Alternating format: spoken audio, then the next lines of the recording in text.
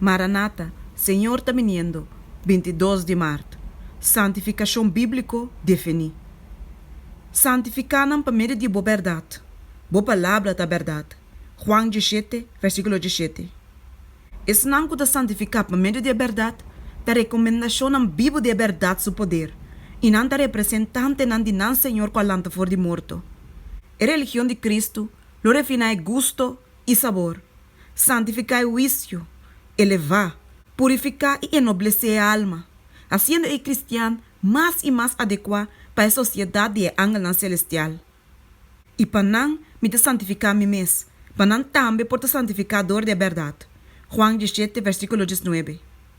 Como que de obediência na verdade, você purificar vossa alma para amor sincero para aquele humano, estima outro fervientemente de coração. 1 Pedro 1, versículo 22.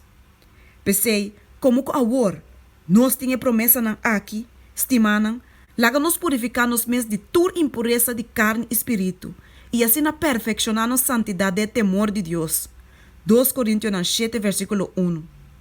Até a santificação bíblica aqui. E não diz uma aparência ou trabalho exterior.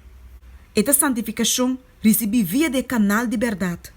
Esta verdade que eu guardo recebi de coração e praticamente realizada em vida. Não tem nenhuma santificação bíblica para ensinar que tira parte de verdade atrás de não. Tem suficiente luz da palavra de Deus para ensinar nenhum gente não ser falha ou equívoca. Jesus, considerado como um gente, estava perfeito e torte ainda ele cresce em graça. E Jesus estava crescendo em sabedoria e estatura e em graça cerca de Deus e gente. Lucas 2, versículo 52. Hasta o cristiano mais perfeito por crescer continuamente em conhecimento e amor de Deus. Santificação não é um trabalho de um momento, uma hora ou um dia. É um crescimento contínuo de graça. Satanás está na vida e está ativo. E todo dia, nós me senhora exclama sinceramente na Deus para ajudança e força para existir. Tanto tempo Satanás está reina, nós não temos ame como este a dominar e derrotar. E nós não temos debilidade como este a vencer. E não tem caminho para stop. Não tem ponto na qual nós podemos chegar e bisa que nós alcançar a hora que se completamente. A vida cristã está uma marcha constante para adiante. Jesus se sente como um refinador e purificador de seu povo.